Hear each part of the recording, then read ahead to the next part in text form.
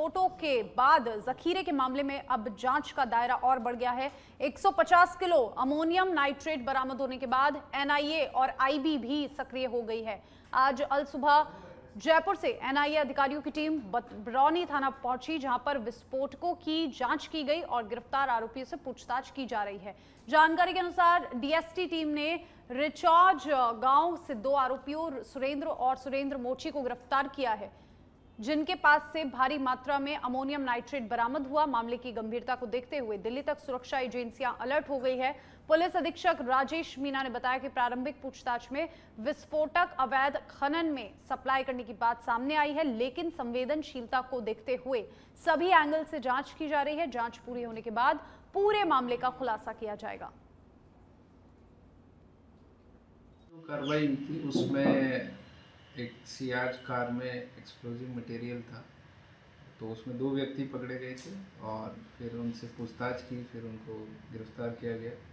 इसमें मुख्य रूप से यही है कि जो मैगजीन है वहाँ से एक्सप्लोजिव मटेरियल को लेकर जो इलीगल माइनिंग करते हैं उनको सप्लाई देना अभी पूछताछ में और इन्वेस्टिगेशन में सामने आया है। बाकी हम एक्सप्लोसिव मटेरियल की सेंसिटिविटी को देखते हुए सारे एंगल, डिफरेंट एंगल से सभी तरीके से जांच कर रहे हैं, पर प्राथमिक रूप से और जो चीज़ें सामने आई है उसमें कि इलीगल जो स्टोन मशीनरी स्टोन होता है उसकी ब्लास्टिंग के लिए जो एक्सप्लोजिव यूज़ होता है उसको उस अवैध माइनिंग के लिए यूज में लेने के लिए ये। और इसी खबर पर हमारे साथ पुरुषोत्तम जोशी फोन लाइन पर जुड़ गए हैं, हमारे संवाददाता। पुरुषोत्तम, भारी मात्रा में अमोनियम नाइट्रेट पकड़ा गया है और कई दिल्ली तक जांच एजेंसियां जो है वो अलर्ट मोड पर आ गई है। फिलहाल एनआईए और आईबी की जो ये इस मामले में एंट्री हुई है, क्या कुछ जानकारी फिलहाल खुलकर सामने आ रही है? जी देखिए, बिल्कुल गुलगुन, बीते दिन यह जब साल का आखिरी दिन था 31 दिसंबर का, तब यह जो जिला स्पेशल टीम है उसने एक कार को रोका। उस कार के अंदर से 150 किलो अमोनियम जो नाइट्रेट था वो बरामद किया गया।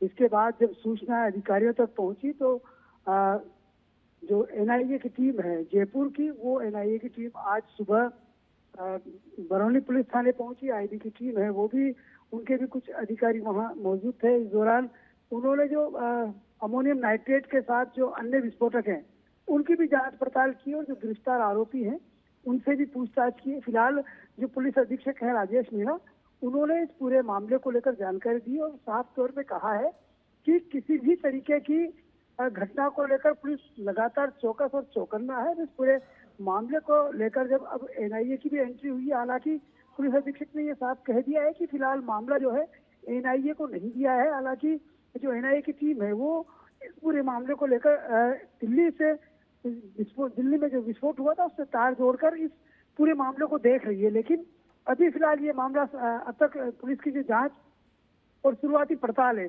उसमें सामने आया है कि ये पूरा मामला अवैध माइनिंग से जुड़ा हुआ है और इस अवैध माइनिंग के अंदर ही यह विस्फोटक जो लाया जा रहा था बूंदी से, यह विस्फोटक किसी मैगजीन से लाया गया है। फिलहाल मैगजीन का जो नाम है वो भी पुलिस खुलासा नहीं कर रही है और इस मामले के अंदर कुछ और अन्य लोग हैं जिनको राउंड अप किया गया है, उनसे भी जो पुलिस के अधिकारी वो पूछताछ कर रहे हैं। संभावना ये है कि अगले 1-2 दिनों में इस पूरे मामले को लेकर पूरा तफसील से खुलासा टोंक पुलिस करेगी। फिलहाल इस पूरे मामले को लेकर एजेंट में अलर्ट मोड पे है और वो भी लगातार टोंक पुलिस अधिकारी भी उन एजेंसियों के से संपर्क में है और पूरी तरीके से तालमेल बैठाकर किया जा रहा है कि किसी भी तरीके की कोई चूक इस पूरे मामले में नहीं हो, इस पूरे केस में नहीं हो। जिस तरह से इतनी भारी तादाद में मैगजीन बूंदी से टोंक लाया गया, सप्लाई थोड़ी देर में की जानी थी, एक वक्त पर जो पुलिस के जो मुखबिर थे उससे सूचना मिली और ये पूरा कार्रवाई को अंजाम दिया गया है। फिलहाल जो पुलिस अधीक्षक है राजेश मीणा